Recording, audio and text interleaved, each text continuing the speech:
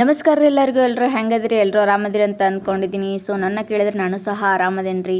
ನೋಡಿರಿ ಇವತ್ತಿನ ಸ್ಪೆಷಲ್ ಏನಪ್ಪ ಅಂತಂದ್ರೆ ವೆಜ್ ಕರಿ ಅಥವಾ ವೆಜ್ ಕುರ್ಮಾ ಮಾಡೋದು ಹೆಂಗೆ ಅಂತಂದು ತಿಳಿಸ್ಕೊಡೋದಕ್ಕೆ ಬಂದಿದ್ದೀನಿ ರೀ. ಇದಕ್ಕೆ ನಾನು ಯಾವುದೇ ರೀತಿಯಾಗಿ ಕೊಬ್ಬರಿ ಯೂಸ್ ಮಾಡಿಲ್ಲರಿ, ಆಮೇಲೆ ಯಾವುದೇ ರೀತಿಯಾಗಿ ಮಸಾಲ ಯೂಸ್ ಅಂತಂದು ರುಬ್ಬಿಕೊಂಡು ಮಸಾಲ ಹಾಕ್ತಾರಲ್ರಿ ಆ ರೀತಿ ಯಾವ ರೀತಿಯಾಗಿ ಯೂಸ್ ಮಾಡಿಲ್ಲ. ಅದನ್ನು ಬಿಟ್ಟು ಯಾವ ರೀತಿ ಮಾಡೋದಂತಂದು ತಿಳಿಸ್ಕೊಡೋದಕ್ಕೆ ಬಂದಿದ್ದೀನಿ ರೀ.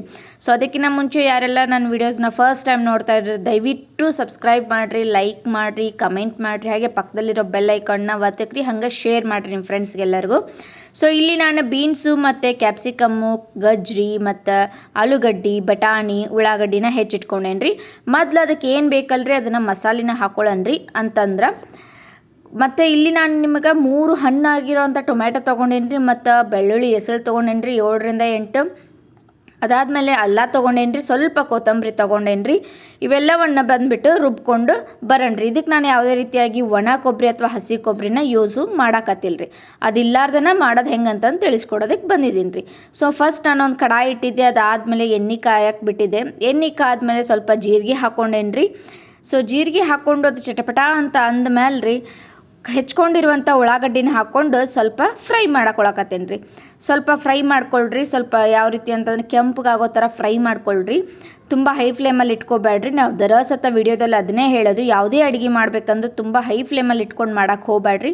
ಮೀಡಿಯಮ್ ಫ್ಲೇಮು ಅಥವಾ ಲೋ ಫ್ಲೇಮಲ್ಲಿ ಇಟ್ಕೊಂಡ್ಬಿಟ್ಟು ಮಾಡ್ಕೊಳ್ರಿ.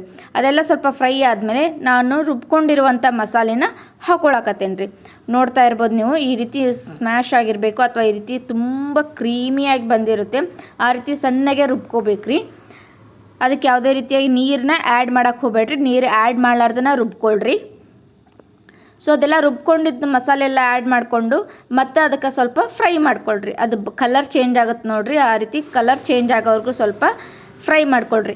ಯಾಕಂತಂದ್ರೆ ಕಲರ್ ಚೇಂಜ್ ಆಯಿತು ಅಂದರೆ ಹಸಿ ವಾಸನೆ ಎಲ್ಲ ಹೋಗಿರುತ್ತೆ ಅಂತಲೇ ಅರ್ಥ ರೀ. ಹಾಗಾಗಿ ಅದಾದಮೇಲೆ ಸ್ವಲ್ಪ 1 ಟೇಬಲ್ ಸ್ಪೂನಷ್ಟು ಅರಿಶಿನ ಹಾಕ್ಕೊಂಡೇನಿ ರೀ. ಅದಾದಮೇಲೆ 2ರಿಂದ 3 ಟೇಬಲ್ ಸ್ಪೂನಷ್ಟು ಒಣ ಮೆಣಸಿನ್ಕಾಯಿ ಅಥವಾ ಒಣ ಮೆಣಸಿನ್ಕಾಯಿ ಪುಡಿ ಅಂತಲೇ ಹೇಳ್ಬೋದು, ಅಥವಾ ನೀವೇನಂತೀರಿ ಅಚ್ಚು ಖಾರದ ಪುಡಿ ಅಂತ ಹೇಳ್ತೀರಲ್ಲ ಅದನ್ನು ಸಹ ಹಾಕ್ಕೊಂಡೇನಿ ರೀ. ಅದಾದಮೇಲೆ ಸ್ವಲ್ಪ ಗರಂ ಮಸಾಲ ಹಾಕ್ಕೊಂಡೇನಿ ರೀ. ಅದಾದಮೇಲೆ ಸ್ವಲ್ಪ ವೆಜಿಟೇಬಲ್ ಮಸಾಲ ಹಾಕ್ಕೊಂಡೇನಿ ರೀ. ಅದಾದಮೇಲೆ ರುಚಿಗೆ ತಕ್ಕಷ್ಟು ಉಪ್ಪು ಹಾಕ್ಕೊಂಡೇನಿ ರೀ.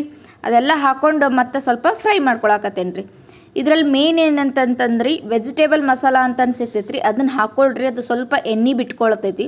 ಅದ್ರ ಮಸಾಲ ಟೇಸ್ಟ್ ಎಷ್ಟು ಚೆನ್ನಾಗಿ ಬರುತ್ತೆ ಅಂದ್ರೆ ಭಾರಿ ಮಸ್ತ್ ಬರ್ತೈತೆ ರೀ. ಅದಾದಮೇಲೆ ನಾನು ಮುಂಚೆನೇ ರುಬ್ಕೊಂಡಿದ್ನಲ್ರಿ, ಅದೇ ಮಿಕ್ಸಿ ಜಾರಿಗೆ ಸ್ವಲ್ಪ ನೀರು ಹಾಕ್ಕೊಂಬಿಟ್ಟು ಕಡ್ಡಾಡಿಸ್ಕೊಂಡು ಆ ನೀರನ್ನ ಹಾಕ್ಕೊಂಡು ಇವಾಗ ಸ್ವಲ್ಪ ಕುದಿಯೋದಕ್ಕೆ ಬಿಟ್ಟೇನಿ ರೀ. ಸೊ ಕುದಿಯೋದಕ್ಕೆ ಬಿಟ್ಟ ಮೇಲೆ ಸ್ವಲ್ಪ ಕುದಿಯತ್ರಿ. ಅದಾದಮೇಲೆ ನಾನು ಹೆಚ್ಕೊಂಡಿರುವಂಥ ಎಲ್ಲ ತರಕಾರಿಗಳನ್ನು ಹಾಕ್ಕೊಳಕತ್ತೇನೆ ರೀ. ಗಜ್ರಿ ಆಗಿರ್ಬೋದು, ಆಲೂಗಡ್ಡೆ ಆಗಿರ್ಬೋದು, ಕ್ಯಾಪ್ಸಿಕಮ್ ಆಗಿರ್ಬೋದು ರೀ. ನಿಮಗೆ ಯಾವುದಾದ್ರೂ ಎಕ್ಸ್ಟ್ರಾ ನೀವು ಆ್ಯಡ್ ಮಾಡ್ಕೊತೀನಿ ಅಂದರೆ ನೀವು ಎಕ್ಸ್ಟ್ರಾನ ಆ್ಯಡ್ ಮಾಡ್ಕೋಬೋದು. ಅಂದರೆ ಕಾಲಿಫ್ಲವರ್ ಆ್ಯಡ್ ಮಾಡ್ಕೋಬೋದು, ಅಥವಾ ಕ್ಯಾಬೇಜ್ ಆ್ಯಡ್ ಮಾಡ್ಕೋಬೋದು, ಅಥವಾ ಬೀಟ್ರೂಟ್ ಆ್ಯಡ್ ಮಾಡ್ಕೋಬೋದು. ನಿಮಗೆ ಯಾವುದು ಇಷ್ಟ ಆಗುತ್ತೋ ವೆಜಿಟೇಬಲ್ಸಲ್ಲಿ ಅದೆಲ್ಲವನ್ನು ನೀವು ಆ್ಯಡ್ ಮಾಡ್ಕೋಬೋದು. ಬಟ್ ನಮ್ಮಲ್ಲಿ ನಾನಿವಾಗ ಮಕ್ಕಳು ಕ್ಯಾಬೇಜು ಮತ್ತು ಬೀಟ್ರೂಟ್ ಇಷ್ಟಪಡೋದಿಲ್ಲ ರೀ, ಹಾಗಾಗಿ ನಾನು ಅವೆರಡೂ ಬಿಟ್ಟು ಉಳ್ಕಿದ್ಮೇಲೆ ಆ್ಯಡ್ ಮಾಡೇನಿ ರೀ. ನೋಡ್ತಿರ್ಬೋದು ರೀ, ಎಲ್ಲ ಮಿಕ್ಸ್ ಮಾಡ್ಕೊಳ್ರಿ. ಈ ರೀತಿ ಚೆಂದಾಗಿ ಮಿಕ್ಸ್ ಮಾಡ್ಕೊಳ್ರಿ. ಮಿಕ್ಸ್ ಮಾಡ್ಕೊಂಡ್ಮೇಲೆ ಅದಕ್ಕೆ ಸ್ವಲ್ಪ ನೀರು ಹಾಕ್ಕೊಳ್ಳ್ರಿ. ಎಷ್ಟು ನಿಮಗೆ ಅಳತಿ ಬೇಕು ನೋಡಿರಿ ಅಷ್ಟು ನೀರು ಹಾಕ್ಕೊಳ್ರಿ. ನೀರು ಹಾಕ್ಕೊಂಡ್ಬಿಟ್ಟು ಚೆಂದಾಗೆ ಮೇಲೆ ಕೆಳಗೆ ಚೆಂದಾಗ ಮಿಕ್ಸ್ ಮಾಡಿರಿ. ಸೊ ಅದನ್ನು ಮಿಕ್ಸ್ ಮಾಡಿದ್ಮೇಲೆ ಇವಾಗ ಸ್ವಲ್ಪ ಕುದಿಯೋದಕ್ಕೆ ಬಿಡಣ್ರಿ. ಒಂದು 5 ನಿಮಿಷ ಕುದಿಲಿರಿ, ಅದು ಲೋ ಫ್ಲೇಮಲ್ಲೇ ಇಡ್ರಿ. ಸೊ ಇವಾಗ ನೋಡ್ತಾ ಇರ್ಬೋದು ನೀವು, ಮಸ್ತ್ ಅಂದ್ರೆ ಮಸ್ತ್ ಕುದ್ದೈತ್ರಿ. ನೋಡಿದ ತಕ್ಷಣ ಬಾಯಾಗ ನೀರು ಬರ್ತೈತಿ. ಇದನ್ನು ನೀವು ಬೇಕಂದ್ರೆ ಬಿಸಿ ಚಪಾತಿ ಜೊತೆ ತಿನ್ಬೋದು, ಬಿಸಿ ಪೂರಿ ಜೊತೆ ತಿನ್ಬೋದು.